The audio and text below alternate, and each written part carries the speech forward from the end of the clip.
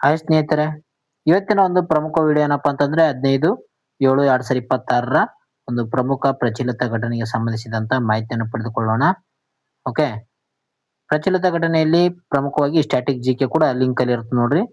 ಯಾರ್ಯಾರು PC, PSI, SDFD ಅದೇ ರೀತಿಯಾಗಿ GPSR ಅಭ್ಯರ್ಥಿಗಳು ಕೂಡ ಈ ಒಂದು ಕರೆಂಟ್ ಅಫೇರ್ಸ್ ಸಂಬಂಧಿಸಿದಂತ ಮಾಹಿತಿಯನ್ನು ನೋಡಿಕೊಳ್ಳಬಹುದು. ಮುಂದೆ ಬರುವಂತ ಪರೀಕ್ಷೆಗಳಲ್ಲಿ ಕ್ವಶನ್ ಕೇಳುವಂತ ಸಾಧ್ಯತೆ ಹೆಚ್ಚಾಗಿರ್ತದ.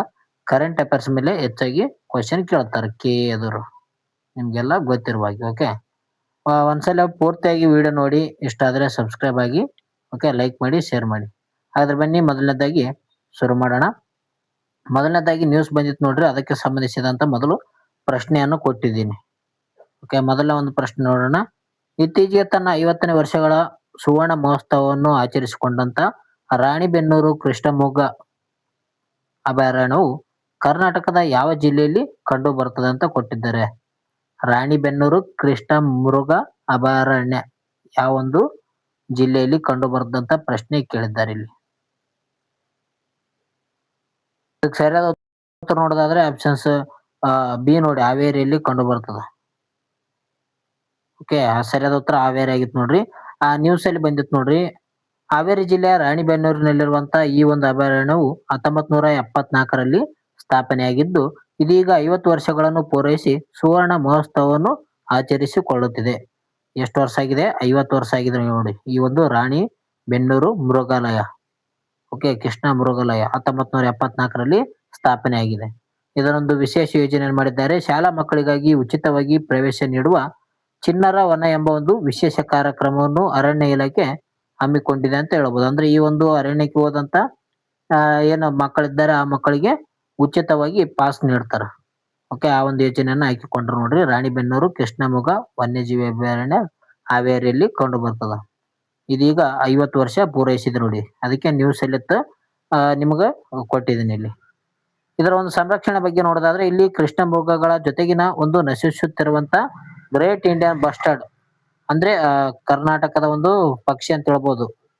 ಓಕೆ, ಗ್ರೇಟ್ ಇಂಡಿಯನ್ ಬಸ್ಟರ್ಡ್ ಪಕ್ಷಿ ಏನಪ್ಪಾ ಅಂತಂದ್ರೆ ಸಂರಕ್ಷಣೆಗೆ 1600 ಹೆಕ್ಟರ್ ಪ್ರದೇಶವನ್ನು ಮೀಸಲಿಡಲಾಗಿದೆ ಅಂತ ಹೇಳ್ತೀವಿ. ಅಂದ್ರೆ 1600 ಹೆಕ್ಟರ್ ಇದಕ್ಕೆ ಮೀಸಲಿಡಲಾಗಿದೆ ಈ ಒಂದು ಪಕ್ಷಿಯ ಒಂದು ಸುರಕ್ಷತೆಗೆ, ಈ ಒಂದು ರಾಣಿಬೆನ್ನೂರು ಮೃಗಾಲಯದಲ್ಲಿ. ಸ್ಟ್ರಾಟಜಿಗೆ ಸಂಬಂಧಿಸಿದಂತ ಮಾಹಿತಿಯನ್ನು ನೋಡಿಕೊಳ್ಳೋಣ. ಕೃಷ್ಣ ಮೃಗ ಅದರ ಬಗ್ಗೆ ನೋಡಿಕೊಳ್ಳೋಣ.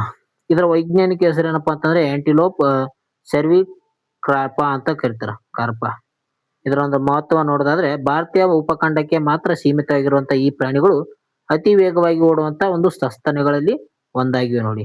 ಬ್ಲಾಕ್ ಬಕ್ ಅಂತ ಕರಿತಾರೆ ಇದಕ್ಕ.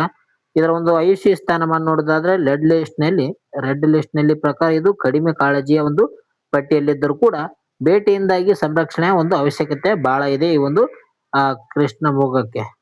ಓಕೆ, ವನ್ಯಜೀವಿ ಸಂರಕ್ಷಣಾ ಕಾಯ್ದೆ ಬಗ್ಗೆ ನೋಡೋದಾದ್ರೆ ಇದು ಜಾರಿಯಾಗಿದ್ದು 1972ರಲ್ಲಿ ವನ್ಯಜೀವಿ ಸಂರಕ್ಷಣಾ ಕಾಯ್ದೆ ಜಾರಿ ಮಾಡಲಾಗುತ್ತದೆ.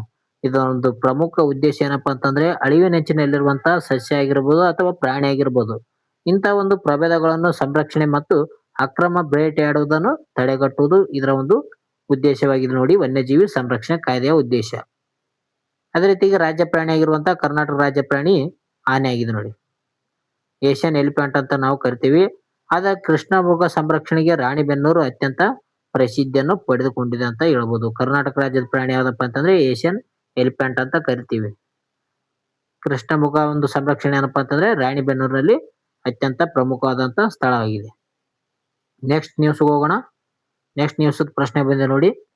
ಪ್ರಾಯೋಗಿಕವಾಗಿ ಉಪಗ್ರಹ ಮುಖಾಂತರ ನಿಖರ ಬೆಳೆ ಸಮೀಕ್ಷೆ ನಡೆಸುವಂತ ವಿನೂತನ ಯೋಜನೆಯನ್ನು ಕರ್ನಾಟಕದ ಯಾವ ಜಿಲ್ಲೆಯಲ್ಲಿ ಜಾರಿಗೆ ತರಲಾಗಿದೆ ಅಂತ ಹೇಳ್ಬೋದು. ಅಂದ್ರೆ ಸ್ಯಾಟಲೈಟ್ ಮುಖಾಂತರ ಈ ಒಂದು ನಿಖರ ಒಂದು ಬೆಳೆ ಸಮೀಕ್ಷೆ ಮಾಡುವುದು ತಂದಿದ್ದಾರೆ. ಈ ಒಂದು ಯೋಜನೆ ತಂದಿರುವಂತ ಒಂದು ಯಾವ ಜಿಲ್ಲೆಯಲ್ಲಿ ತಂದಿದ್ದಾರೆ ಅಂತ ಕೊಟ್ಟಿದ್ದಾರೆ. ಶಿವಮೊಗ್ಗ, ದಕ್ಷಿಣ ಕನ್ನಡ, ಹಾಸನ, ಚಿಕ್ಕಮಗಳೂರು ಅಂತ ಕೊಟ್ಟಿದ್ದಾರೆ. ಇದಕ್ಕೆ ಸರಿಯಾದ ಉತ್ತರ ಚಿಕ್ಕಮಗಳೂರು ನೋಡ್ರಿ. ಚಿಕ್ಕಮಗಳೂರಿನಲ್ಲಿ ಏನಪ್ಪಾ ಅಂತಂದ್ರೆ ಈ ಒಂದು ನಿಖರ ಬೆಳೆ ಸಮೀಕ್ಷೆ ನಡೆಸಲು ಸ್ಯಾಟಲೈಟ್ ಮೂಲಕ ಒಂದು ಯೋಜನೆಯನ್ನು ತಂದಿದ್ದಾರೆ ಚಿಕ್ಕಮಗಳೂರಿನಲ್ಲಿ. ಸರಿಯಾದ ಉತ್ತರ ಚಿಕ್ಕಮಗಳೂರು ಆಗಿದೆ ನೋಡಿ. ಇದರ ಹಿನ್ನೆಲೆ ನೋಡೋದಾದ್ರೆ ಕೃಷಿ ಇಲಾಖೆಯು ಬೆಳೆ ಸಮೀಕ್ಷೆ ಮತ್ತು ವಿಮೆ ವಿತರಣೆಯಲ್ಲಿನ ದೋಷಗಳನ್ನು ನಿವಾರಿಸಲು ಈ ಒಂದು ತಂತ್ರಜ್ಞಾನದ ಮೊರೆ ಹೋಗಿದೆ ಅಂತಾನೆ ಹೇಳ್ಬೋದು. ಈ ಒಂದು ತಂತ್ರಜ್ಞಾನ ನೋಡೋದಾದ್ರೆ ಉಪಗ್ರಹ ಚಿತ್ರಗಳ ಮೂಲಕ ಬೆಳೆಗಳನ್ನು ಗುರುತಿಸಲು ಕ್ರಾಪ್ ಸಿಗ್ನೇಚರ್ ಎಂಬ ಒಂದು ತಂತ್ರಜ್ಞಾನವನ್ನು ಬಳಸಲಾಗುತ್ತಿದೆ. ಕ್ರಾಪ್ ಸಿಗ್ನೇಚರ್ ಅನ್ನು ಬಳಕೆ ಮಾಡ್ತಿದ್ದಾರೆ ಅಂದ್ರೆ ಸ್ಯಾಟಲೈಟ್ ಮೂಲಕ ನಿಖರವಾಗಿ ಎಷ್ಟೆಷ್ಟು ಬೆಳೆ ಇದೆ ಅಂತ ಕಂಡುಹಿಡಿಯಲು. ಇದರಿಂದ ಪ್ರಯೋಜನ ಏನಾಗ್ತದಪ್ಪ ಅಂತಂದ್ರೆ ರೈತರು ಬೆಳೆದಿರುವಂತ ಮಿಶ್ರ ಬೆಳೆಗಳನ್ನು ನಿಖರವಾಗಿ ಪತ್ತೆಹಚ್ಚಬಹುದಾಗಿದೆ. ಅದಕ್ಕೆ ತಕ್ಕಂತೆ ವಿಮೆ ಮತ್ತು ಪರಿಹಾರ ಒದಗಿಸಲು ಇದು ಅತ್ಯಂತ ಸಹಕಾರಿ ಆಗ್ತದೆ ಅಂತಾನೆ ಹೇಳ್ಬೋದು.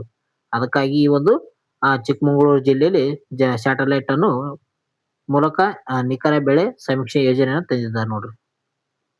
ನಿಖರ ಬೆಳೆ ಗೊತ್ತಾಗೋ ಸಲುವಾಗಿ. ಓಕೆ, ಸ್ಟ್ಯಾಟಿಕ್ ಜಿಕ್ನಲ್ಲಿ ಈಗ ಸ್ಯಾಟಲೈಟ್ ಅಂತ ಬಂದಂತ ಸಂದರ್ಭದಲ್ಲಿ ಇಸ್ರೋ ಬಗ್ಗೆನೇ ಕೇಳುವಂತ ಚಾನ್ಸ್ ಇರ್ತದೆ ಜಾಸ್ತಿ. ಇಸ್ರೋದ ಬಗ್ಗೆ ನೋಡ್ಕೊಳ್ಳೋಣ. ಇಸ್ರೋ ಸ್ಥಾಪನೆ ಆಗಿದೆ ಯಾವಪ್ಪ ಅಂತಂದ್ರೆ 1969 ಆಗಸ್ಟ್ 15ಕ್ಕೆ ಸ್ಥಾಪನೆ ಆಗ್ತದ. ಇದರ ಒಂದು ವಿಸ್ತೃತ ರೂಪ ನೋಡೋದಾದ್ರೆ ಇಂಡಿಯನ್ ಸ್ಪೇಸ್ ರಿಸರ್ಚ್ ಆರ್ಗನೈಸೇಷನ್ ಅಂತ ಕರಿತೀವಿ. ಇದು ಒಂದು ಕೇಂದ್ರ ಕಚೇರಿ ಬೆಂಗಳೂರಿನಲ್ಲಿ ಕಂಡು ಬರ್ತದ. ಆದರೆ ಪ್ರಸ್ತುತ ಇದರ ಅಧ್ಯಕ್ಷರು ಎಸ್ ಸೋಮನಾಥ್ ಅವರೆಲ್ಲ ಹೊಸಬ್ರಿದ್ದಾರೆ ನೋಡ್ರಿ. ಓಕೆ, ಹೊಸಬ್ರು ಯಾರಂತ ನೀವು ಕಮೆಂಟ್ ಮಾಡ್ರಿ. ನಿಮಗ್ ಕೂಡ ಒಂದು ಏನಪ್ಪಾ ಅಂತಂದ್ರೆ ಹೋಮ್ ವರ್ಕ್ ಇರ್ಬೇಕಲ್ಲ. ಅದಕ್ಕಾಗಿ ಇಸ್ರೋದ ಈಗ ಪ್ರಸ್ತುತ ಒಂದು ಅಧ್ಯಕ್ಷರು ಯಾರು ಇದ್ದಾರಂತ ಕಮೆಂಟ್ ಮಾಡಿ. ಉಪಗ್ರಹಗಳ ಒಂದು ಪ್ರಮುಖ ವಿಧಗಳ ಬಗ್ಗೆ ನೋಡಿಕೊಳ್ಳೋಣ. ಸ್ಯಾಟಲೈಟ್ಸ್ ಬಗ್ಗೆ. ಭೂಮಿಯ ವೀಕ್ಷಣೆ ಉಪಗ್ರಹಗಳು ನೋಡೋದಾದ್ರೆ ಕೃಷಿ ಸಮೀಕ್ಷೆ, ಹವಾಮಾನ ಮುನ್ಸೂಚನೆ ಮತ್ತು ವಿಪತ್ತು ನಿರ್ವಹಣೆಗೆ ಇವುಗಳನ್ನು ಬಳಕೆ ಮಾಡ್ತಾರ. ಸಂಪರ್ಕ ಒಂದು ಉಪಗ್ರಹಗಳು ನೋಡೋದಾದ್ರೆ ಟಿವಿ ಆಗಿರ್ಬೋದು, ಇಂಟರ್ನೆಟ್ ಆಗಿರ್ಬೋದು, ಇವುಗಳ ಒಂದು ಸಂಪರ್ಕಕ್ಕಾಗಿ ಉಪಗ್ರಹಗಳನ್ನು ಕೂಡ ಕಳಿಸ್ತಾರ ನೋಡ್ರಿ. ಇನ್ಶಾಟ್, ಜಿ ಶಾಟ್ ಇವಕ್ಕ ಕಳಿಸ್ತಾರ. ನೆಕ್ಸ್ಟ್ ನ್ಯೂಸ್ ಅಲ್ಲಿ ಬಂದಿರುವಂತ ವಿಷಯ ಬಗ್ಗೆ ಕ್ವಶನ್ ಕೇಳಲಾಗಿದೆ. ಏಷ್ಯಾದ ಅತಿ ದೊಡ್ಡದಾದಂತ ಏರ್ ಶೋ ಆಗಿರುವಂತ 16ನೇ ಆವೃತ್ತಿಯು ಏರ್ ಇಂಡಿಯಾ 2027ರಲ್ಲಿ ಎಲ್ಲಿ ನಡೆಯಲಿದೆ ಅಂತ ಕೊಟ್ಟಿದ್ದಾರೆ. ಓಕೆ, ಏಷ್ಯಾದ ಅತಿ ದೊಡ್ಡ ಏರ್ ಶೋ 16ನೇ ಆವೃತ್ತಿ ಯಾವ ಒಂದು ಸ್ಥಳದಲ್ಲಿ ನಡೆಯಲಿದೆ ಅಂತ ಕೊಟ್ಟಿದ್ದಾರೆ ನೋಡ್ರಿ. Air India 2027. ಇದಕ್ಕೆ ಸರಿಯಾದ ಉತ್ತರ ಯಾವ್ದಪ್ಪ ಅಂತಂದ್ರೆ ಬೆಂಗಳೂರಿನಲ್ಲಿ ನಡೀತದೆ. ಈ ಒಂದು ಏರ್ ಇಂಡಿಯಾ 2027 ಬೆಂಗಳೂರಿನಲ್ಲಿ ನಡೀತದೆ. ಇದು 16ನೇ ಆವೃತ್ತಿ ಆಗಿದೆ ನೋಡ್ರಿ.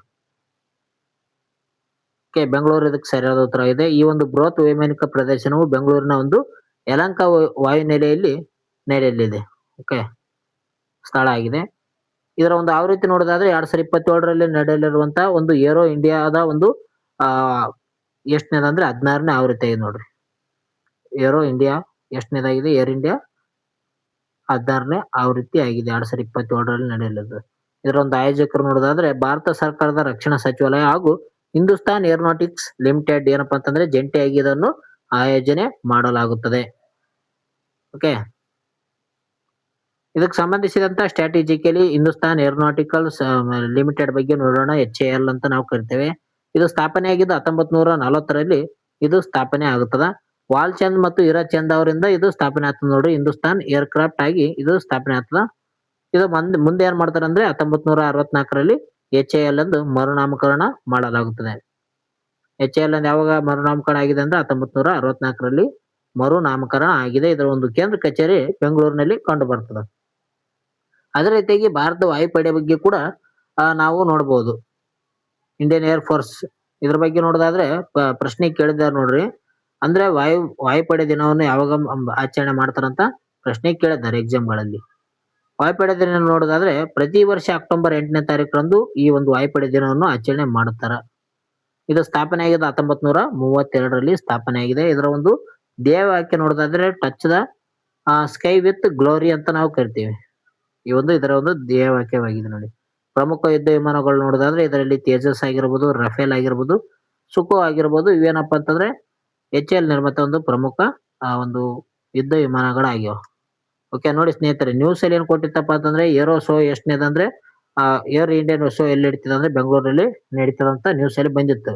ನಾವೇನ್ ಮಾಡಿದೀವಿ ಅದು ಎಷ್ಟನೇ ಆವೃತ್ತಿ ಅಂತ ಕೂಡ ಅದರಲ್ಲಿ ಕೊಟ್ಟಿರುವಂತ ಅಂಶಗಳನ್ನು ಇಲ್ಲಿ ಹಾಕಿದೀವಿ. ಜೊತೆಗೆ ಅದರ ಒಂದು ಆಯೋಜಕರ ಬಗ್ಗೆ ಕೊಟ್ಟಿದ್ದೀನಿ. ಮತ್ತೆ ಆ ಸ್ಟ್ರಾಟಜಿಕ್ ಲಿಂಕ್ ಅಲ್ಲಿ HAL ಬಗ್ಗೆ ಮಾಹಿತಿ ಕೊಟ್ಟಿದ್ದೀನಿ. ಜೊತೆಗೆ IAF ಬಗ್ಗೆ ಕೂಡ ಮಾಹಿತಿ ಕೊಟ್ಟಿದ್ದೀನಿ ನೋಡ್ರಿ. ಓಕೆ, ಇಂಡಿಯನ್ ಏರ್ ಫೋರ್ಸ್ ಬಗ್ಗೆ ಕೂಡ ಮಾಹಿತಿ ಕೊಟ್ಟಿದ್ದೀನಿ. ಈ ರೀತಿಯಾದಂತ ಮಾಹಿತಿ ಓದ್ಕೊಂಡಾಗ ಏನಾಗುತ್ತಾ ಪರೀಕ್ಷೆಯಲ್ಲಿ ಒಂದು ಹೆಚ್ಚು ರ್ಯಾಂಕ್ ಗಳಿಸಲು ಸಹಕಾರಿ ಆಗ್ತದ. ಜೊತೆಗೆ ರಿವಿಷನ್ ಕೂಡ ಆದಂಗ ಆಗ್ತದ. ನೀವು ಈಗ ಆಲ್ರೆಡಿ ಭಾರತೀಯ ವಾಯುಪಡೆ ಬಗ್ಗೆ ಓದ್ಕೊಂಡಿರ್ತೀರಿ. ಇಲ್ಲೊಂದ್ಸಲ ನೋಡೋಣ, ಮತ್ತೆ ಒಂದ್ಸಲ ನೋಡೋಣ, ಏನ್ ಪ್ರಾಕ್ಟೀಸ್ ಆಗ್ತದ. ಪ್ರಾಕ್ಟೀಸ್ ಮೀನ್ ಪರ್ಫೆಕ್ಟ್ ಅಂದಂಗೆ ಮತ್ತೊಂದ್ಸಲ ಗೊತ್ತಾಗುತ್ತೆ ನೋಡ್ರಿ. ಹಿಂದೂಸ್ತಾನ್ ಏರೋನಾಟಿಕಲ್ ಬಗ್ಗೆ ಕೂಡ ನೋಡಿರ್ತೀರಿ. ಇಲ್ಲಿ ಏನಾಗುತ್ತೆ ಸ್ಟ್ರಾಟಜಿಕ್ ಲಿಂಕ್ ಮಾಡೋದ್ರಿಂದ ನಿಮಗೆ ರಿವಿಷನ್ಗೆ ಸಹಕಾರಿ ಆಗ್ತದ. ಈ ಒಂದು ವಿಡಿಯೋ ಇಷ್ಟ ಆಯ್ತು ಅಂದ್ರೆ ಬೇಗನೆ ಜಲ್ದಿ ಲೈಕ್ ಬಟನ್ನ ಪ್ರೆಸ್ ಮಾಡಿ ಜಲ್ದಿ ಬೇಗ. ಓಕೆ, ನೆಕ್ಸ್ಟ್ ಪ್ರಶ್ನೆ ಬಂದು ನೋಡಿ. ಇತ್ತೀಚೆಗೆ ಸುದ್ದಿಯಲ್ಲಿದ್ದ 36ನೇ ನ್ಯಾಟೋ ಶೃಂಗಸಭೆಯು ಎಲ್ಲಿ ಜರುಗಿತು ಅಂತ ಕೊಟ್ಟಿದ್ದಾರೆ. ಓಕೆ, 36ನೇ ಒಂದು ನ್ಯಾಟೋ ಶೃಂಗಸಭೆ ಯಾವ ಒಂದು ಸ್ಥಳದಲ್ಲಿ ನಡೆದಿದೆ. ಇದಕ್ಕೆ ಸರಿಯಾದ ಉತ್ತರ ನೋಡೋಣ. ಇದಕ್ಕೆ ಸರಿಯಾದ ಉತ್ತರ ಟರ್ಕಿ ನೋಡಿ, ಟರ್ಕಿದಲ್ಲಿ ನಡೆದಿದೆ 36ನೇ ಒಂದು ನ್ಯಾಟೋ ಶೃಂಗಸಭೆ. ನ್ಯಾಟೋ ಶೃಂಗಸಭೆ ಅಂದ್ರೆ ಮಿಲಿಟರಿ ಒಂದು ಸಮಾರಂಭ ಆಗಿದೆ ನೋಡ್ರಿ, ಮಿಲಿಟರಿ ಸಮಾರಂಭ ಇದು. ಓಕೆ, ಅಂಕಾರದಲ್ಲಿ ನಡೆದಿದೆ. ಟರ್ಕಿ ದೇಶದ ಒಂದು ಅಂಕಾರದಲ್ಲಿ ಈ ಒಂದು ನ್ಯಾಟೋ ಶೃಂಗಸಭೆ ನಡೆದಿದೆ ನೋಡಿ. ಇದರಲ್ಲಿ ಪ್ರಮುಖ ಹೊಸ ಉಪಕ್ರಮಗಳು ಏನೇನು ತಗೊಳ್ಳಾಗಿದೆ ಅಂದ್ರೆ, ಈ ಒಂದು ಶೃಂಗಸಭೆಯಲ್ಲಿ ಡ್ರೋನ್ ದಾಳಿಗಳ ಒಂದು ವಿರುದ್ಧ ರಕ್ಷಣೆ ಪಡೆಯಲು ನ್ಯಾಟೋ ಡ್ರೋನ್ ಎಂಡ್ಸ್ ಇನಿಷಿಯೇಟಿವ್ ಅನ್ನು ಪ್ರಾರಂಭ ಮಾಡಿದೆ. ಡ್ರೋನ್ ಎಂಡ್ಸ್ ಇನಿಷಿಯೇಟಿವ್ ಅನ್ನು ಪ್ರಾರಂಭ ಮಾಡಿದೆ ನೋಡಿ NATO. North Atlantic treaty of organization ಅಂತ ಕರಿತೀವಿ ಅದಕ್ಕ. ಓಕೆ, ಇದರ ಒಂದು ವಿಸ್ತರಣೆ ಕೂಡ ಮಾಡಲಾಗಿದೆ. ರಷ್ಯಾ ಮತ್ತು ಉಕ್ರೇನ್ ಯುದ್ಧದ ಒಂದು ಹಿನ್ನೆಲೆಯಲ್ಲಿ ಇತ್ತೀಚೆಗೆ ಸ್ವೀಡನ್ ದೇಶ ಕೂಡ ಈ ಒಂದು ನ್ಯಾಟೋ ದೇಶಕ್ಕೆ 32ನೇ ದೇಶವಾಗಿ ಸೇರ್ಪಡೆ ಆಗಿದೆ ನೋಡಿ. 32ನೇ ದೇಶವಾಗಿ ಸೇರಿದೆ. ನ್ಯಾಟೋ ಮೈತ್ರಿಕೂಟಕ್ಕೆ ಹೊಸದಾಗಿ ಸೇರ್ಪಡೆ ಆದಂತ ಒಂದು ದೇಶ ಯಾವ್ದಂದ್ರೆ 32ನೇ ದೇಶ ಸ್ವೀಡನ್ ಆಗಿದೆ. 31ನೇ ದೇಶ ಫಿನ್ಲ್ಯಾಂಡ್ ನೋಡ್ರಿ. ಗೊತ್ತಿರ್ಬೇಕಾಗ್ತ ಸ್ನೇಹಿತರೆ, ಒಂದಿಸಿ ಬೇರೆಯಲ್ಲಿ ಕೊಡ್ಬೋದು. 32ನೇ ದೇಶ ಯಾವುದು, 31ನೇ ದೇಶ ಯಾವ್ದು ಅಂತ ಕೊಡ್ತಾರ. ಇಲ್ಲಿ ಸ್ವೀಡನ್ ಹಾಕಿರ್ತಾರ, ಮತ್ತೆ ಇಲ್ಲಿ ಫಿನ್ಲ್ಯಾಂಡ್ ಹಾಕಿರ್ತಾರ. ಇವುಗಳನ್ನು ಹೊಂದಿಸಿ ಬೇರೆ ಅಂತ ಕೊಡ್ತಾರ ನೋಡ್ರಿ. ಅದಕ್ಕೆ ಗೊತ್ತಿರ್ಬೇಕು, 32ನೇ ದೇಶ ಸ್ವೀಡನ್, 31 ಫಿನ್ಲ್ಯಾಂಡ್. ಸ್ಟ್ರಾಟಜಿಕಲಿ ನ್ಯಾಟೋಗೆ ಸಂಬಂಧಿಸಿದಂತ ಮಾಹಿತಿಯನ್ನು ಪಡೆದುಕೊಳ್ಳೋಣ. ನ್ಯಾಟೋದ ಒಂದು ಫುಲ್ ಫಾರ್ಮ್ ಅಂದ್ರೆ ವಿಸ್ತೃತ ರೂಪ ನೋಡೋದಾದ್ರೆ ಇದು ನಾರ್ತ್ ಅಟ್ಲಾಂಟಿಕ್ ಟ್ರೀಟಿ ಆರ್ಗನೈಸೇಷನ್ ಅಂತ ಕರಿತಾರೆ ಇದಕ್ಕ. ಇದು ಸ್ಥಾಪನೆ ಆಗಿದ್ದು 1949ರಲ್ಲಿ ಏಪ್ರಿಲ್ 4ನೇ ತಾರೀಕಂದು ಇದು ಸ್ಥಾಪನೆ ಆಗ್ತದ. ವಾಷಿಂಗ್ಟನ್ ಒಪ್ಪಂದದ ಮೂಲಕ ಇದು ಸ್ಥಾಪನೆ ಮಾಡ್ತಾರೆ ನೋಡ್ರಿ. ಇದರ ಒಂದು ಕೇಂದ್ರ ಕಚೇರಿ ಕಂಡು ಬರೋದಿಲ್ಲಪ್ಪ ಅಂತಂದ್ರೆ ಬ್ರೆಜಿಲ್ ಒಂದು ದೇಶದ ಬ್ರುಸೆಲ್ಸ್ ನಲ್ಲಿ ಕಂಡು ಬರ್ತದ. ಸಾರಿ, ಬ್ರೆಜಿಲ್ ಅಂದ್ರೆ ತಪ್ಪು, ಬೆಲ್ಜಿಯಂ ನೋಡಿದ. ಓಕೆ, ಸ್ವಲ್ಪ ಮಿಸ್ಟೇಕ್ ಆಗುತ್ತಿರುತ್ತೆ ಸ್ನೇಹಿತರೆ, ಸಹಕರಿಸಿ. ಪ್ರಸ್ತುತ ಒಂದು ಸದಸ್ಯ ಒಂದು ದೇಶಗಳು 32 ಸದಸ್ಯ ದೇಶಗಳಾವ ನೋಡ್ರಿ. ಓಕೆ, 32ನೇದು ಯಾವ್ದಂದ್ರೆ ಸ್ವೀಡನ್ ದೇಶ ಇದೆ ಇತ್ತೀಚೆಗೆ ಸೇರಿದ್ದು. 31 ಫಿನ್ಲ್ಯಾಂಡ್. ಓಕೆ, ಇದು ಕೂಡ ಗೊತ್ತಿರ್ಬೇಕು ನೋಡ್ರಿ, ಇಂಪಾರ್ಟೆಂಟ್, ಮೋಸ್ಟ್ ಇಂಪಾರ್ಟೆಂಟ್. ಮೂಲ ಉದ್ದೇಶ ಮತ್ತು ಇತಿಹಾಸ ಬಗ್ಗೆ ನೋಡೋಣ. ಇದರ ಒಂದು ಹಿನ್ನೆಲೆ ನೋಡೋದಾದ್ರೆ, 2ನೇ ಮಹಾಯುದ್ಧದ ನಂತರ ಸೋವಿಯತ್ ಒಕ್ಕೂಟದ ಒಂದು ವಿಸ್ತರಣೆಯನ್ನು ತಡೆಯಲು ಉದ್ದೇಶದಿಂದ ಅಮೆರಿಕ ನೇತೃತ್ವದಲ್ಲಿ ಸ್ಥಾಪನೆಯಾದಂತ ಮಿಲಿಟರಿ ಒಕ್ಕೂಟವಾಗಿದೆ ನ್ಯಾಟೋ ಎಂಬುದು. ಒಂದು ಏನಂದ್ರೆ ಮಿಲಿಟರಿ ಒಕ್ಕೂಟ. ಇದು ಯಾಕ ಸ್ಟಾರ್ಟ್ ಮಾಡಿದಾರೆ ಅಂದ್ರೆ, ರಷ್ಯಾ ದೇಶ ಏನಪ್ಪಾ ಅಂತಂದ್ರೆ 2ನೇ ಒಂದು ಜಾಗತಿಕ ಯುದ್ಧ ಅಂದ್ರೆ ಮಹಾಯುದ್ಧ ನಡೆದ ನಂತರ ಏನಪ್ಪಾ ಅಂತಂದ್ರೆ, ಈ ಒಂದು ರಷ್ಯಾ ದೇಶದ ಒಂದು ವಿಸ್ತರಣೆಯನ್ನು ತಡೆಯೋದು ಸಲುವಾಗಿ ಅಮೆರಿಕ ದೇಶ ಏನ್ ಮಾಡತ್ತಪ್ಪ ಅಂತಂದ್ರೆ, ಎಲ್ಲಾ ದೇಶಗಳ ಜೊತೆಗೆ ಈ ಒಂದು ಮಿಲಿಟರಿ ಒಂದು ನ್ಯಾಟೋನ ಸ್ಥಾಪನೆ ಮಾಡಿಗೆಸಿಂದ ಈ ಒಂದು ಸದಸ್ಯ ರಾಷ್ಟ್ರಗಳಾಗಿ ನೇಮಕ ಮಾಡಿಕೊಡುತ್ತೆ. ಅಂದ್ರೆ ಒಂದು ದೇಶಕ್ಕಾದ್ರೂ ಯಾರಾದ್ರೂ ನ್ಯಾಟೋ ದೇಶಕ್ಕೆ ದಾಳಿ ಮಾಡಿದಂತ ಸಂದರ್ಭದಲ್ಲಿ ಏನಪ್ಪಾ ಅಂತಂದ್ರೆ, ನ್ಯಾಟೋದ ಎಲ್ಲಾ ಒಂದು 32 ದೇಶಗಳು ಏನಪ್ಪಾ ಅಂತಂದ್ರೆ ಆ ಒಂದು ದೇಶದ ವಿರುದ್ಧ ದಾಳಿ ಮಾಡ್ತವ. ನ್ಯಾಟೋದ ರೂಲ್ಸ್ ಇದಾಗಿದೆ. ಓಕೆ, ಆರ್ಟಿಕಲ್ 5 ಏನ್ ಹೇಳದಪ್ಪ ಅಂತಂದ್ರೆ, ನ್ಯಾಟೋದ 5ನೇ ವಿಧಿ ಏನ್ ಹೇಳದಂದ್ರೆ ಸಾಮೂಹಿಕ ರಕ್ಷಣೆಯನ್ನು ಬೋಧಿಸುತ್ತದೆ. ಒಂದು ದೇಶದ ಮೇಲಿನ ದಾಳಿ ಎಲ್ಲರ ಮೇಲಿನ ದಾಳಿ ಎಂದು ಆರ್ಟಿಕಲ್ 5 ಹೇಳ್ತದ. ಅಂದ್ರೆ ನ್ಯಾಟೋದ ಒಂದು ನೀತಿ ಪ್ರಕಾರ ಈ ಒಂದು ಆರ್ಟಿಕಲ್ ಹೇಳತ್ ನೋಡ್ರಿ. ಏನಂತ ಹೇಳದ, ಒಂದು ದೇಶದ ಮೇಲಿನ ದಾಳಿ ಎಲ್ಲರ ಮೇಲಿನ ದಾಳಿ ಎಂದು ಹೇಳ್ತದ. ಅಂದ್ರೆ ಒಂದ್ ದೇಶಕ್ಕೆ ಯಾರಾದ್ರೂ ನ್ಯಾಟೋದ ಒಂದು ಸದಸ್ಯ ದೇಶಕ್ಕೆ ಯಾರಾದ್ರೂ ಏನಾದ್ರು ಬಾಂಬ್ ದಾಳಿ ಮಾಡಿದ್ರಪ್ಪ ಅಂತಂದ್ರೆ, ಆ ಒಂದು ನ್ಯಾಟೋದ ಎಲ್ಲಾ ಒಂದು 32 ದೇಶಗಳು ಆ ಒಂದು ದೇಶದ ವಿರುದ್ಧ ಹೋರಾಟ ಮಾಡ್ತವ. ನೆಕ್ಸ್ಟ್ ನ್ಯೂಸ್ ಹೋಗೋಣ. ನೆಕ್ಸ್ಟ್ ನ್ಯೂಸ್ ಬಂದಿದೆ ನೋಡಿ. ನೆಕ್ಸ್ಟ್ ನ್ಯೂಸ್ ಬಂದಿದೆ, 2004ರ ಸುನಾಮಿಯಲ್ಲಿ ಹಾನಿಗೊಳಗಾಗಿದ್ದಂತ ಐತಿಹಾಸಿಕ ಇಂದಿರಾ ಪಾಯಿಂಟ್ ಅಭಿವೃದ್ಧಿಗಾಗಿ ಸಂಪೂರ್ಣ ಯೋಜನಾ ವರದಿ ಸಿದ್ಧಪಡಿಸುತ್ತಿರುವಂತ ಸಂಸ್ಥೆ ಯಾವುದಂತ ಕೊಟ್ಟಿದ್ದಾರೆ. 2004ರಲ್ಲಿ ಏನಾಗಿದೆ ಅಂದ್ರೆ, ಈ ಒಂದು ಸುನಾಮಿಯಿಂದ ಇಂದಿರಾ ಪಾಯಿಂಟ್ ಹಾಳಾಗಿದೆ. ಆ ಒಂದು ಇಂದಿರಾ ಪಾಯಿಂಟ್ ಅನ್ನು ಅಭಿವೃದ್ಧಿಗಾಗಿ ಯೋಜನೆಯನ್ನು ಹಾಕಿಕೊಳ್ಳಲಾಗಿದೆ. ಆ ಒಂದು ವರದಿಯ ಸಿದ್ಧಪಡಿಸುತ್ತಿರುವಂತ ಸಂಸ್ಥೆ ಯಾವುದು ಅಂತ ಕೊಟ್ಟಿದ್ದಾರೆ ಇಲ್ಲಿ. ಇದಕ್ಕೆ ಸರಿಯಾದ ಉತ್ತರ IIT ಮದ್ರಾಸ್ ನೋಡಿ. ಆಪ್ಷನ್ಸ್ ಬಿ ಸರಿಯಾದ ಉತ್ತರ ಆಯ್ತು, IIT ಮದ್ರಾಸ್. ಇದರ ಒಂದು ಪ್ರಮುಖ ಸ್ಥಳ ನೋಡೋದಾದ್ರೆ ಇಂದಿರಾ ಪಾಯಿಂಟ್ ಲೈಟ್ ಹೌಸ್ ಏನಂದ್ರೆ ಅಂಡಮಾನ್ ಮತ್ತು ನಿಕೋಬಾರ್ ದ್ವೀಪ ಸಮೂಹದ ಒಂದು ಗ್ರೇಟ್ ನಿಕೋಬಾರ್ ನಲ್ಲಿ ಕಂಡು ಬರ್ತದೆ. ಗ್ರೇಟ್ ನಿಕೋಬಾರ್ ದ್ವೀಪದಲ್ಲಿ ಈ ಒಂದು ಇಂದಿರಾ ಪಾಯಿಂಟ್ ಕಂಡು ಬರುತ್ತೆ ನೋಡ್ರಿ. ಇದರ ಹಿನ್ನೆಲೆ ನೋಡೋದಾದ್ರೆ 2004ರಲ್ಲಿ ಡಿಸೆಂಬರ್ ನಲ್ಲಿ ಏನಾಗಿರ್ತದ ಒಂದು ಪ್ರಮುಖವಾಗಿ ಹಿಂದೂ ಮಹಾಸಾಗರದಲ್ಲಿ ಭೀಕರ ಸುನಾಮಿಯಲ್ಲಿ ಈ ಒಂದು ಪ್ರದೇಶ ಏನಾಗಿತ್ತಂದ್ರೆ ಸಂಪೂರ್ಣವಾಗಿ ಜಲಾವೃತ ಆಗಿತ್ತು. ಇದರ ಒಂದು ಅಭಿವೃದ್ಧಿಗೆ ಈಗ ಒಂದು ಯೋಜನೆಗೆ ತರಲಾಗಿದೆ. ಇದರ ಪ್ರಮುಖ ಉದ್ದೇಶ ನೋಡೋದಾದ್ರೆ ಕೇಂದ್ರ ಸರ್ಕಾರವು ಈ ಒಂದು ತಾಣವನ್ನು ಪ್ರವಾಸೋದ್ಯಮ ತಾಣವಾಗಿ ಕಡಲ ಮತ್ತು ಭದ್ರತಾ ಕೇಂದ್ರವಾಗಿ ಮರು ಅಭಿವೃದ್ಧಿ ಮಾಡಲು ಮುಂದಾಗಿದೆ ಅಂತ ಹೇಳ್ಬೋದು.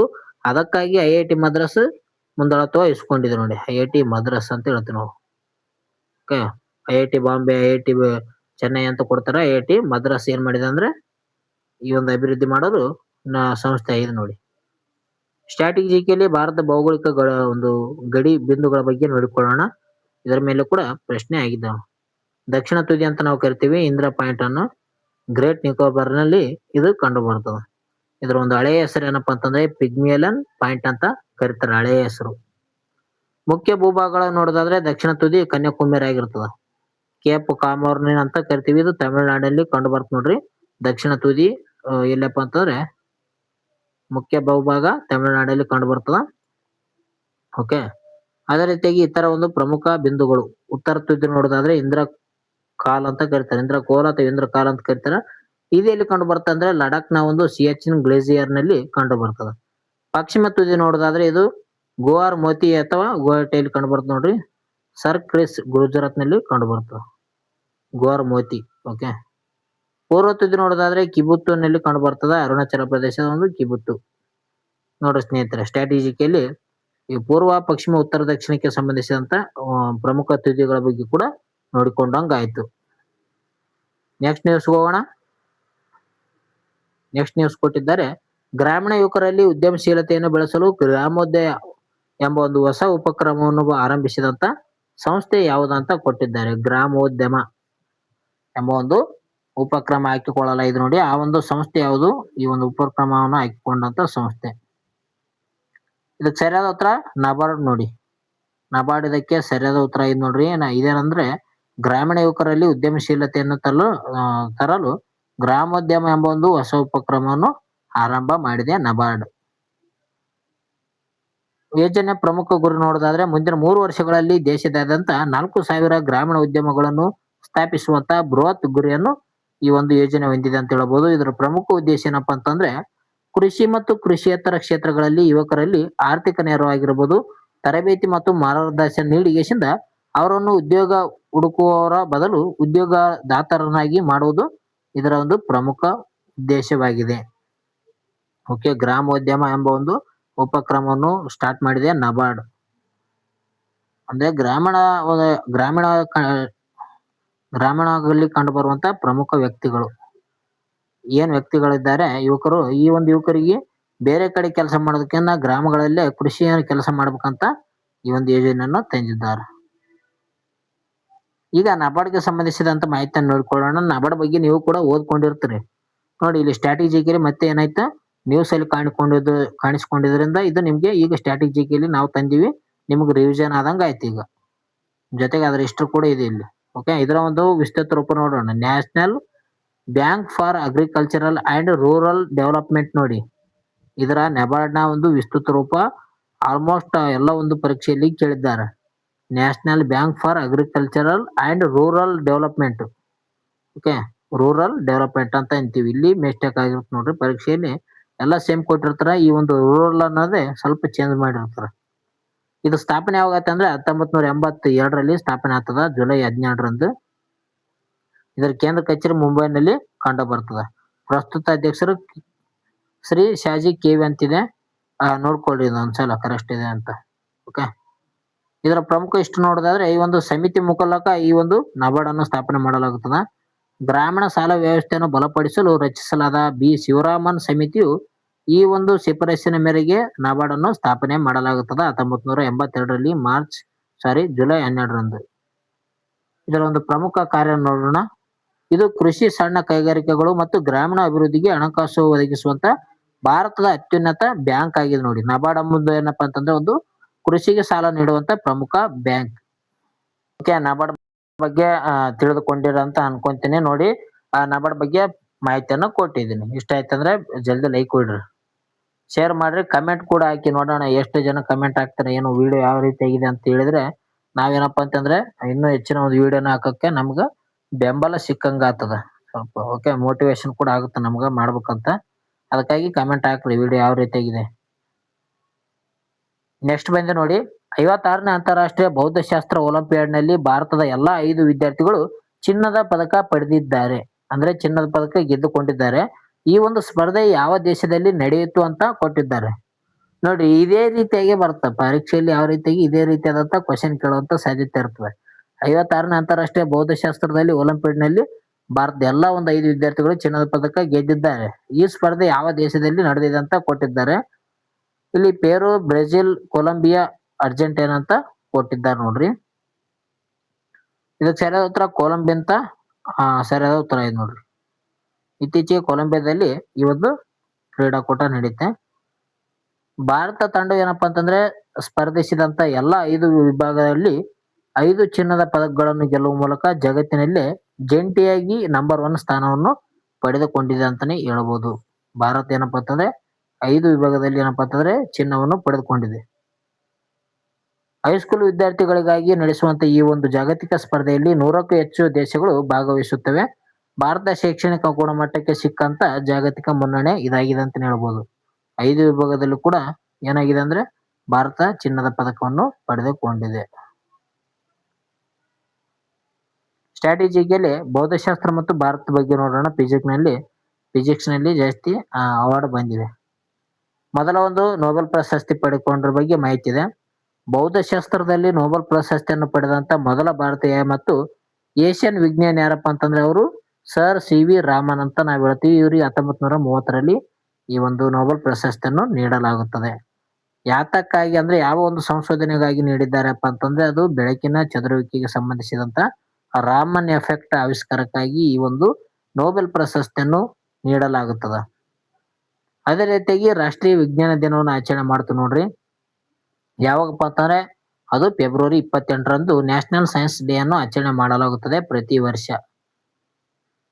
ಈ ಪ್ರಮುಖ ಕಾರಣ ಏನಪ್ಪಾ ಅಂತಂದ್ರೆ 1928ರಲ್ಲಿ ಫೆಬ್ರವರಿ 28ರಂದು ಸಿ.ವಿ. ರಾಮನ್ ರವರೊಂದು ತಮ್ಮ ಆವಿಷ್ಕಾರವನ್ನು ಜಗತ್ತಿಗೆ ಘೋಷಿಸಿದ ದಿನದ ಸ್ಮರಣಾರ್ಥವಾಗಿ ಈ ಒಂದು ದಿನವನ್ನು ಆಚರಣೆ ಮಾಡುತ್ತಾರೆ. 1928ರಲ್ಲಿ ಫೆಬ್ರವರಿ 28ಕ್ಕೆ ಏನ್ ಮಾಡ್ತಾರೆ ಅಂದ್ರೆ ಈ ಒಂದು ರಾಮನ್ ಎಫೆಕ್ಟ್ ಅನ್ನು ಆವಿಷ್ಕಾರ ಮಾಡ್ತಾರೆ. ಅದಕ್ಕಾಗಿ ಈ ಒಂದು ದಿನವನ್ನು ಆಚರಣೆ ಮಾಡ್ತಾರೆ ನೋಡ್ರಿ. ಇವರಿಗೆ ನೊಬೆಲ್ ಪ್ರಶಸ್ತಿ ಸಿಕ್ಕಿದ್ದು ಯಾವಾಗಂದ್ರೆ 1930ರಲ್ಲಿ ನೊಬೆಲ್ ಪ್ರಶಸ್ತಿ ಸಿಗುತ್ತದೆ. ಓಕೆ ನೋಡ್ರಿ, ಇದು ಕೂಡ ಜಿಕೆ ಕೂಡ ಸ್ಟ್ರಾಟಜಿಕೆ ಕೂಡ ಕವರ್ ಆಯ್ತು. ರಾಷ್ಟ್ರೀಯ ವಿಜ್ಞಾನ ದಿನ ಯಾವಾಗ ಆಚರಣೆ ಮಾಡ್ತಾರ ಅಂತ ಗೊತ್ತಾಯ್ತು. ಮತ್ತು ಭೌತಶಾಸ್ತ್ರದಲ್ಲಿ ನೊಬೆಲ್ ಪಡೆದಂತ ಮೊದಲ ಭಾರತೀಯ ಯಾರಂತ ಕೂಡ ಗೊತ್ತಾಯ್ತು ನಿಮಗೆ. ಓದ್ಕೊಂಡಿರ್ತಾರ ಮತ್ತೆ ಮತ್ತೆ ರಿವಿಷನ್ ಕೂಡ ಆದಂಗ ಆಯ್ತು ನೋಡ್ರಿ. ಓಕೆ, ಅದಕ್ಕಾಗಿ ನಮ್ಮ ಒಂದು ವಿಡಿಯೋನ ನೋಡ್ರಿ ದಿನನಿತ್ಯ. ನೆಕ್ಸ್ಟ್ ಬಂದಿದೆ ನೋಡ್ರಿ, ಮಹಾರಾಷ್ಟ್ರ ಸರ್ಕಾರದ 6ನೇ ತರಗತಿಯ ಪಠ್ಯಕ್ರಮದಲ್ಲಿ ಇತ್ತೀಚೆಗೆ ಸೇರ್ಪಡೆಗೊಂಡಿರುವಂತ ಭಾಗ್ಯರವಿ ಕವಿತೆಯನ್ನು ಬರೆದಂತ ಕನ್ನಡಿಗ ಯಾರು ಅಂತ ಕೊಟ್ಟಿದ್ದಾರೆ. ಇತ್ತೀಚೆಗೆ ಮಹಾರಾಷ್ಟ್ರ ಸರ್ಕಾರ ಏನ್ ಮಾಡಿದೆ ಅಂದ್ರೆ 6ನೇ ತರಗತಿ ಪಠ್ಯ ಪುಸ್ತಕದಲ್ಲಿ ಭಾಗ್ಯರವಿ ಕವಿತೆಯನ್ನು ಆಡ್ ಮಾಡಿದೆ. ಅದನ್ನು ಬರೆದಂತ ಕನ್ನಡದ ಕವಿ ಯಾರಂತ ಪ್ರಶ್ನೆ ಕೇಳಿದ್ದಾರೆ ಇಲ್ಲಿ. ಇದಕ್ಕೆ ಸರಿಯಾದ ಉತ್ತರ ಡಿ.ಎನ್. ಅಕ್ಕಿ ನೋಡಿ. ಡಿ.ಎನ್. ಅಕ್ಕಿ ಅವರು ಈ ಒಂದು ಬರೆದಿದ್ದಾರೆ ಪುಸ್ತಕಕ್ಕೆ ಕವಿತೆ. ಡಿ.ಎನ್. ಅಕ್ಕಿ ಸರಿ ಉತ್ತರ ಇದೆ ನೋಡ್ರಿ. ಕವಿ ಪರಿಚಯ ನೋಡೋದಾದ್ರೆ ಇವರು ವಿಜಯಪುರ ಜಿಲ್ಲೆಯಾದ ಇಂಡಿ ತಾಲೂಕಿನ ಪ್ರಸಿದ್ಧ ಇತಿಹಾಸ ಸಂಶೋಧಕ ಹಾಗೂ ಸಾಹಿತಿ ಆಗಿದ್ದಾರೆ. ಇವರು ವಿಜಯಪುರದ ಒಂದು ಜಿಲ್ಲೆಯದವರಾಗಿದ್ದಾರೆ ನೋಡ್ರಿ. ಕವಿತೆಯ ಒಂದು ಪ್ರಮುಖ ಆಶಯ ನೋಡೋದಾದ್ರೆ ಭಾಗ್ಯರವಿ ಅಂತ ಹೇಳ್ತೀವಿ. ಇದು ಮಕ್ಕಳ ಕವಿತೆ ಆಗಿದೆ ನೋಡ್ರಿ. ಭಾಗ್ಯರವಿ ಎಂಬುದು ಒಂದು ಮಕ್ಕಳ ಕವಿತೆ ಇದೆ. ಸೂರ್ಯನ ಬೆಳಕು ಮತ್ತು ಪ್ರಕೃತಿಯ ಸೌಂದರ್ಯವನ್ನು ವರ್ಣಿಸುತ್ತದೆ ಅಂತ ಹೇಳ್ಬೋದು. ಹೊರ ರಾಜ್ಯದ ಶಾಲಾ ಪಠ್ಯದಲ್ಲಿ ನಮ್ಮ ರಾಜ್ಯದ ಸಮಕಾಲೀನ ಸಾಹಿತ್ಯ ಒಬ್ಬರ ಕವಿತೆ ಸೇರ್ಪಡೆಗೊಂಡಿರುವುದು ಕನ್ನಡ ಸಾಹಿತ್ಯಕ್ಕೆ ಸಿಕ್ಕಂತ ದೊಡ್ಡ ಗೌರವ ಆಗಿದೆ ಅಂತ ಕೂಡ ಹೇಳ್ತೀವಿ. ಇಲ್ಲಿ ಪ್ರಮುಖವಾಗಿ ಏನಪ್ಪಾ ಅಂತಂದ್ರೆ ಡಿ.ಎನ್. ಅಕ್ಕಿ ಯಾವ ರಾಜ್ಯ ಒಂದು ಜಿಲ್ಲೆದವರು ಅಂದ್ರೆ ವಿಜಯಪುರ ಜಿಲ್ಲೆದವರು ಇಂಪಾರ್ಟೆಂಟ್ ಅಂತ. ಇವರೊಂದು ಕವಿತೆ ಯಾವ್ದಂದ್ರೆ ಭಾಗ್ಯರವಿ. ಇದು ಒಂದು ಮಕ್ಕಳ ಕವಿತೆ ಇದೆ ನೋಡ್ರಿ. ಸ್ಟ್ರಾಟಜಿಕಲಿ ಕನ್ನಡ ಸಾಹಿತ್ಯ ಮತ್ತು ಜ್ಞಾನಪೀಠ ಪ್ರಶಸ್ತಿಗೆ ಸಂಬಂಧಿಸಿದಂತ ಮಾಹಿತಿಯನ್ನು ನೋಡೋಣ. ಒಟ್ಟು ಪ್ರಶಸ್ತಿಗಳು ಕನ್ನಡ ಭಾಷೆಗೆ ಇದುವರೆಗೂ 8 ಜ್ಞಾನಪೀಠ ಪ್ರಶಸ್ತಿಗಳು ಒಲಿದಿವೆ ಅಂತ ಹೇಳ್ತೀವಿ. ಹಿಂದಿ ಭಾಷೆಯ ನಂತರ ಅತಿ ಹೆಚ್ಚು ಕನ್ನಡ ಭಾಷೆ ಪಡೆದುಕೊಂಡಿದೆ. ಅದರಲ್ಲಿ 8 ನೋಡ್ರಿ. ಮೊದಲನೇ ವಿಜೇತ ಯಾರಪ್ಪ ಅಂತಂದ್ರೆ ರಾಷ್ಟ್ರಕವಿ ಕುವೆಂಪು ಅವರು 1962ರಲ್ಲಿ ಶ್ರೀ ರಾಮಾಯಣ ದರ್ಶನಂ ಎಂಬ ಒಂದು ಮಹಾಕಾವ್ಯಕ್ಕೆ ಜ್ಞಾನಪೀಠ ಪ್ರಶಸ್ತಿಯನ್ನು ಪಡೆದುಕೊಂಡಂತ ಮೊದಲ ಕನ್ನಡ ಕವಿಯಾಗಿದ್ದಾರೆ. ಇಲ್ಲಿ ಇತರೆ ಜ್ಞಾನಪೀಠ ವಿಜೇತರ ಬಗ್ಗೆ ಕೊಟ್ಟಿದ್ದಾರೆ ನೋಡ್ರಿ. ದ.ರಾ ಬೇಂದ್ರೆ ಅವರು 4 ತಂತಿಗೆ ಪಡೆದುಕೊಳ್ಳುತ್ತಾರೆ. ಹೀಗೆ ಶಿವರಾಮ್ ಕಾರಂತ್ ಅವರು ಮೂಕಜ್ಜಿಯ ಕನಸುಗಳ ಬಗ್ಗೆ ಪಡೆದುಕೊಳ್ಳುತ್ತಾರೆ. ಮಾಸ್ತಿ ವೆಂಕಟೇಶ್ ಅಯ್ಯಂಗಾರ್ ಅವರು ಚಿಕ್ಕ ವೀರ ರಾಜೇಂದ್ರ ಒಂದು ಕವಿತೆಗೆ ಪಡೆದುಕೊಳ್ಳುತ್ತಾರೆ. ವಿ.ಕು ಗೋಕಾಕ್, ಯು.ಆರ್. ಅನಂತಮೂರ್ತಿ, ಗಿರೀಶ್ ಕಾರ್ನಾಡ್, ಚಂದ್ರಶೇಖರ್ ಕಂಬಾರು ಈ ರೀತಿಯಾದಂತ ಸಮಗ್ರ ಸಾಹಿತ್ಯ ಕೃತಿಗೆ ಇವರು ಪಡೆದುಕೊಳ್ಳುತ್ತಾರೆ ನೋಡ್ರಿ. ಚಂದ್ರಶೇಖರ್ ಕಂಬಾರ್ ಆಗಿರ್ಬೋದು, ಗಿರೀಶ್ ಕಾರ್ನಾಡ್ ಆಗಿರ್ಬೋದು. ಓಕೆ, ಇವರು ಏನಪ್ಪಾ ಅಂತಂದ್ರೆ ಜ್ಞಾನಪೀಠ ಪ್ರಶಸ್ತಿಯನ್ನು ಪಡೆದುಕೊಂಡಂತ ಪ್ರಮುಖ 8 ವ್ಯಕ್ತಿಗಳು. ಕೊನೆಯದಾಗಿ ಪ್ರಮುಖ ಒನ್ಲೈನರ್ಸ್ ಇದಾವೆ ನೋಡ್ರಿ. ಟೆನ್ನಿಸ್ ಗ್ರ್ಯಾಂಡ್ ಸ್ಲಾಮ್ ಬಗ್ಗೆ ಕೊಟ್ಟಿದ್ದರು ನ್ಯೂಸ್ ನಲ್ಲಿ. ಓಕೆ, ವಿಂಬಲ್ಡನ್ ಮಹಿಳಾ ಸಿಂಗಲ್ಸ್ ನಲ್ಲಿ ಲಿಂಡಾ ನೋಸ್ಕೋವಾ ಹಾಗೂ ಪುರುಷರ ವಿಭಾಗದಲ್ಲಿ ಜಾನಿಕ್ ಸಿನ್ನರ್ ಅವರು ಚಾಂಪಿಯನ್ ಆಗಿದ್ದಾರೆ ನೋಡ್ರಿ. ಇದು ಕೂಡ ಬಹಳ ಇಂಪಾರ್ಟೆಂಟ್. ಅಂದ್ರೆ ಪರೀಕ್ಷೆಯಲ್ಲಿ ಕೇಳಿದ್ರ ಅಂದ್ರೆ ಮತ್ತೆ ಕೇಳುವಂತ ಸಾಧ್ಯತೆ ಹೆಚ್ಚಾಗಿರ್ತದೆ. ವಿಂಬಲ್ಡನ್ ಪ್ರಶಸ್ತಿಯನ್ನು ಅಂದ್ರೆ ವಿಂಬಲ್ಡನ್ ಮಹಿಳಾ ಸಿಂಗಲ್ಸ್ ಪ್ರಶಸ್ತಿಯನ್ನು ಪಡೆದುಕೊಂಡಂತ ವ್ಯಕ್ತಿ ಯಾರಂದ್ರೆ ಲಿಂಡಾ ನೋಸ್ಕೋವಾ. ಇವರು ಚೆಕ್ ಒಂದು ರಾಜ್ಯದವರಾಗಿದ್ದಾರೆ ನೋಡ್ರಿ. ಚೆಕ್ ಗಣರಾಜ್ಯದ ಒಂದು ದೇಶದ ವ್ಯಕ್ತಿಯಾಗಿದ್ದಾರೆ. ಅದೇ ರೀತಿ ಪುರುಷರ ವಿಭಾಗದಲ್ಲಿ ಜಾನಿಕ್ ಸಿನ್ನರ್ ಇವರು ಇಟಲಿ ದೇಶದ ವ್ಯಕ್ತಿಯಾಗಿದ್ದಾರೆ. ಜಾನಿಕ್ ಸಿನ್ನರ್ ಅವರು ಚಾಂಪಿಯನ್ ಆಗಿದ್ದಾರೆ ನೋಡ್ರಿ ವಿಂಬಲ್ಡನ್ ನಲ್ಲಿ. ಅದೇ ರೀತಿ ನೆಕ್ಸ್ಟ್ ನ್ಯೂಸ್ ನೋಡೋಣ. ರಾತ್ರಿ ಹೊತ್ತು ಸೂರ್ಯನ ಬೆಳಕು ಎಂದು ನ್ಯೂಸ್ ಅಲ್ಲಿ ಕೊಟ್ಟಿದ್ರು. ಅಮೆರಿಕದ ರಿಫ್ಲೆಕ್ಟ್ ಆರ್ಬಿಟರ್ ಕಂಪನಿಯಿಂದ ಬಾಹ್ಯಾಕಾಶದಲ್ಲಿ ಕನ್ನಡಿ ಅಳವಡಿಸಿ ಭೂಮಿಗೆ ಬೆಳಕು ತರುವಂತ ಎರಾಂಡಿಲ್ 1 ಆಗಿದೆ ನೋಡಿ. ಎರಾಂಡಿಲ್ 1 ಪ್ರಯೋಗ ಇದಾಗಿದೆ. ನೆಕ್ಸ್ಟ್, ಭಾರತ ಮತ್ತು ಕಿರ್ಗಿಸ್ತಾನ ಒಪ್ಪಂದ. ಕಿರ್ಗಿಸ್ತಾನದ ಭೀಮ್ಶೆಕ್ನಲ್ಲಿ ಮಾನಸ ಮತ್ತು ಮಹಾಭಾರತ ಅಂತಾರಾಷ್ಟ್ರೀಯ ನಾಗರಿಕ ಅಧ್ಯಯನಕ್ಕೆ ಕೇಂದ್ರ ಸ್ಥಾಪನೆಯಾಗಿದೆ. ಇದು ನಾನು ಕಳೆದಂತ ಒಂದು ನ್ಯೂಸ್ ನಲ್ಲಿ ಹೇಳಿದ್ದೀನಿ. ಮಾನಸ ಮತ್ತು ಭಾರತದ ಅಂತಾರಾಷ್ಟ್ರೀಯ ನಾಗರಿಕ ಅಧ್ಯಯನ ಕೇಂದ್ರ ಸ್ಥಾಪನೆ ಮಾಡಬಹುದು. ಭಾರತ ಕಿರ್ಗಿಸ್ತಾನ್ ದೇಶಗಳು ಒಪ್ಪಿಗೆ ಹಾಕಿಕೊಂಡವ. ನೆಕ್ಸ್ಟ್, ಬಾವಿ ಚಂಡಮಾರುತ. ಪಶ್ಚಿಮ ಪೆಸಿಫಿಕ್ ಸಾಗರದಲ್ಲಿ ಸೃಷ್ಟಿಯಾಗಿ ಚೀನಾಕ್ಕೆ ಅಪ್ಪಳಿಸಿದಂತ ಪ್ರಮುಖ ಚಂಡಮಾರುತ ಇದಾಗಿದೆ. ಇದರ ಹೆಸರನ್ನು ಇಟ್ಟಂತ ದೇಶ ಯಾವ್ದಂದ್ರೆ ವಿಯೆಟ್ನಾಂ ಆಗಿದೆ. ಇಲ್ಲಿ ಏನ್ ಇಂಪಾರ್ಟೆಂಟ್, ಇತ್ತೀಚೆಗೆ ಬಾವಿ ಚಂಡಮಾರುತ ಎಲ್ಲಿ ಕಂಡಿತ್ತಂದ್ರೆ ಅದು ಪೆಸಿಫಿಕ್ ಸಾಗರದಲ್ಲಿ ಬಂದದ. ಇದಕ್ಕೆ ಹೆಸರಿಟ್ಟಿರುವಂತ ದೇಶ ಯಾವ್ದಂತ ಕೊಡ್ತಾರ, ಅದು ವಿಯೆಟ್ನಾಂ ಆಗಿದೆ.